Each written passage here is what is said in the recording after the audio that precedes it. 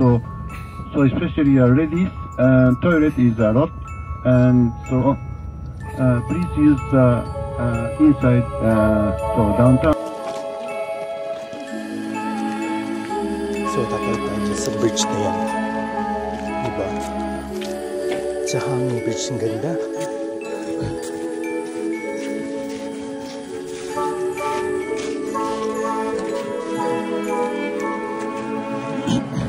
Madami ko pa dyan. Bakit kami bilang wala? Kaya nga yan. Kayo pa nga nakakapulong siya. If ever na nasa Nagoya kayo, try to visit this winter, autumn, summer. Maganda itong lugar to.